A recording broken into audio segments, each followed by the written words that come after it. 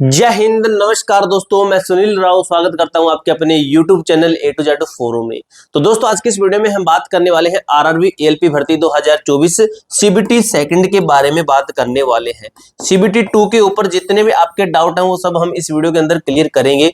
Attendance प्रतिशत क्या है, पार्ट वी क्या मामला है दोस्तों। पार्ट वी है ना आपका गेम चेंजर बन चुका है, ठीक है। जो आपका गेम हम कहते हैं ना गेम चेंजर है पार्ट बी।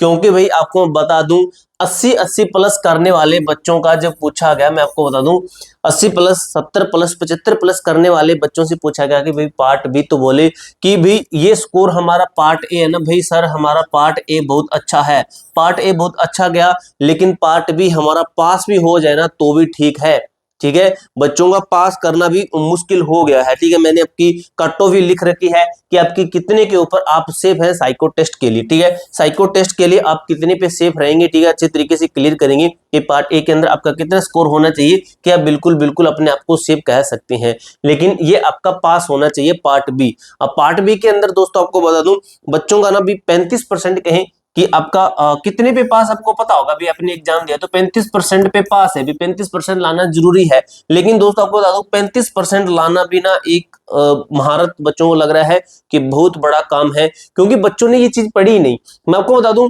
पिछली जो आपकी प्रीवियस ईयर की भर्ती थी जिसके अंदर आपकी एलपी टेक्नीशियन दोनों की भर्ती एक साथ में मर्ज होके आई थी, उसके अंदर सेम यही हाल हुआ था भाई। मैंने आपको पहले वीडियो डाल के क्लियर किया था कि भाई पार्ट भी अपना स्ट्रॉन्ग रखना भाई। उसके अंदर मेरे टच में दो बंदे हैं लगे हुए यहाँ पे पंजाब में, आपको बता दूं वो जॉब कर रहे हैं। उनका कहना था कि भाई क्या हुआ, वो मेरे रिश्तेदार में है, तो उन्होंने मुझे बताया था कि भाई पार्ट जो बी है, पार्ट बी के अंदर मेरे साथ में ऐसे ऐसे बच्चे बैठे थे जिनका 80-90 तक स्कोर था, अच्छा स्कोर करने वाले थे, लेकिन पार्ट बी के अंदर एक टुच्चू सा भी सवाल जो नॉर्मल सवाल होता है ना वो भी सही नहीं कर पाए वो, ठीक है। इलेक्ट्रिशियन का था एक बच्चा और एक डीजल मैकेनिक का था, ठीक है।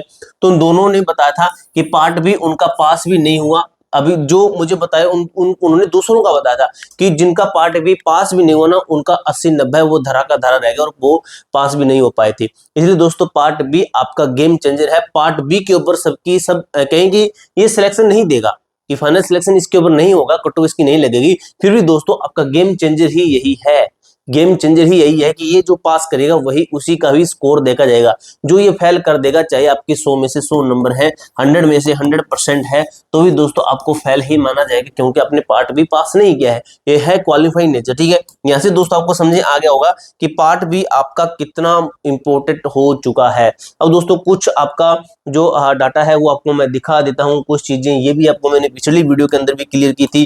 किसी बच्चे ने मेरे पास में ये भेजी थी कि सर ये किसी ग्रुप के अंदर जो है जोन वाइज डाटा लिया गया था। इसके अंदर पूछा गया था कि आरआरबी एलपी 2025 फॉर्म किस जोन से भरा है, तो किस जोन से फॉर्म भरा तो जोन वाइज आपकी कट ऑफ रहेगी, तो जोन वाइज आपका ये मैटर बनता है कि किस जोन के अंदर कितने बच्चे हैं, ये चीज भी आपकी मायने रखती है। यहाँ पे देखिए सबसे ज्यादा कौन से बच्चे हैं, 24% सिकंदराबाद वाले हैं, अदर्स वाले भी इसके अंदर है शायद तक, ठीक है। चेन्नई वाले भी हैं, अदर्स वाले भी है, जिन्होंने अलग जोन भरा वो यहाँ पे नहीं है, ठीक है।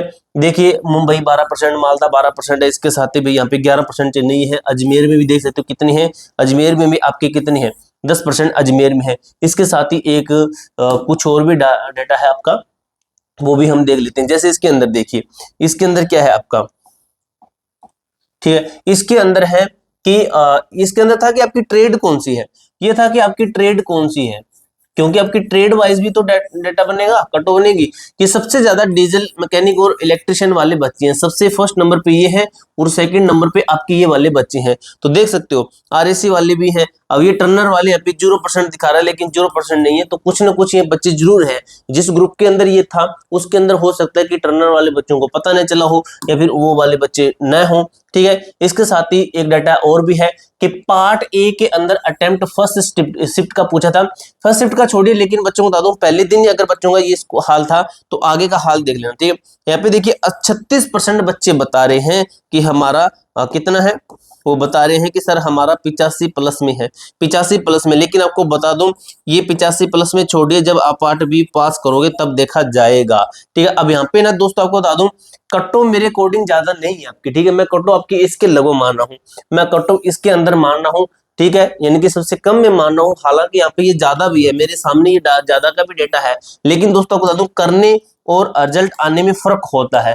जिस दिन आंसर की आती है उस दिन जब ये बच्चे बताएंगे उस दिन हम मानेंगे, ठीक है। आपको बता दूं मैंने लगभग भाई काफी एग्जाम देखे, एसएसजी होगा, सभी एग्जाम हम देख रहे हैं, उनका हाल देखते हैं, जब रिव्यू देखते हैं तो बच्चे बताते हैं कि भाई मैंने 80 कर दिए, मैंने 90 कर दिए। तो रियल में दोस्तों वो बच्चे ना 55 पे 60 पे 65 60 55 यहाँ पे आते हैं। 20 30 क्वेश्चन गलत होते हैं उनके, ठीक है। यानी कि इससे ये समझ में आता है कि जो बच्चे बाहर आके बोलते हैं, एग्जाम के सेंटर के बाहर आके बोलते हैं, उसके अंदर और रियल लाइफ के अंदर फर्क होता है। एक तो हमें लगता है, हम तो अपनी तरफ से भी ये मान के आते हैं कि भी 100% ही मेरा सिलेक्शन होगा, लेकिन जब बाहर आते हैं तो कुछ क्वेश्चन अपने गलत होते हैं, उस तरीके से अपना नहीं हो पाता भाई, ये भी तो होता है। अब दोस्तों आपको मैं बताता हूँ जो मैटर है कि अटेंडेंस प्रतिशत कितनी है।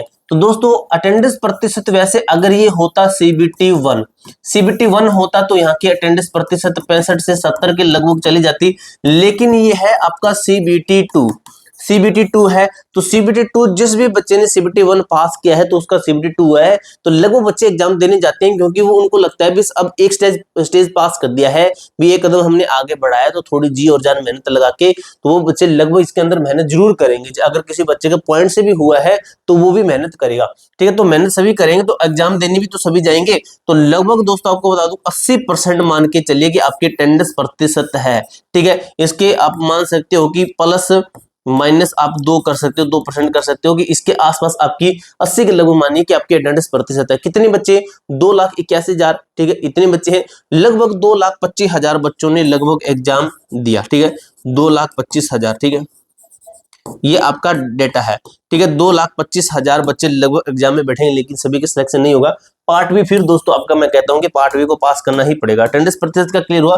जोन वाइज कट ऑफ दोस्तों आपको बता दूं, चाहे किसी भी जोन से है वो आपको मैं कट ऑफ बताऊंगा, उतने पे आप बिल्कुल सेफ है, ज्यादा नहीं है। आपकी साइको टेस्ट के लिए कट ऑफ क्या है, ठीक है, वो हम बात कर लेते हैं। अब दोस्तों मैं आपकी कैटेगरीज लिखता हूँ कि कौन सी कैटेगरी से कितना सेफ है। जनरल कैटेगरी है, ठीक है, थोड़ा सा बड़ा इसको लिख देते हैं, ठीक है। जनरल कैटेगरी है, ओबीसी कैटेगरी है, एससी कैटेगरी है, एसटी है और आपका ईडब्ल्यूएस कैटेगरी है, ठीक है। तो इनकी हम बात कर लेते हैं। अब दोस्तों कुछ बच्चे ना पिछली वीडियो के अंदर मुझे लिख रहे थे कि भाई आपको पता नहीं है कट ऑफ कैसे बनती है साइको टेस्ट का और आपका पार्ट ए का, इसका जो जुड़ के बनती है। तो भाई आपको पता है सब कुछ, मुझे नहीं पता है, बस यही सुनना चाहते हो तो आप सभी को पता है, मुझे कुछ नहीं पता है, ठीक है, ये सुन लीजिए।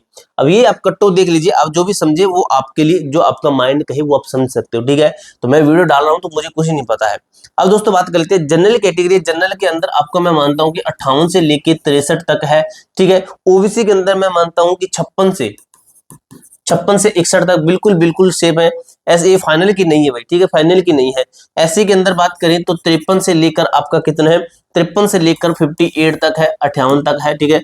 एसटी कैटेगरी के अंदर बात करें तो ये है दोस्तों आपका 52 से लेकर 56 तक है। ईडब्ल्यूएस कैटेगरी की बात करें तो ये है दोस्तों आपका 58 से लेकर 63 तक है। यानी कि हमने वो यूआर की लगभग एक सेम मानी है इसके, ठीक है, सेम मान रखी है। तो ये दोस्तों आपकी कट ऑफ है, ये अच्छे तरीके से मैंने आपको क्लियर कर दिया है। इसके अलावा दोस्तों आपको कोई डाउट रहता है ना, कमेंट बॉक्स में पूछ लेना, वो जो भी आगे की अपडेट रहेगी वो आपको मैं एक वीडियो के माध्यम से प्रॉपर अपडेट करता रहूंगा। इसके अलावा आपका कोई क्वेरी रहती है ना, कमेंट बॉक्स में पूछ लेना। मिलते हैं दोस्तों नेक्स्ट वीडियो के अंदर, तब तक के लिए जय हिंद, जय भारत।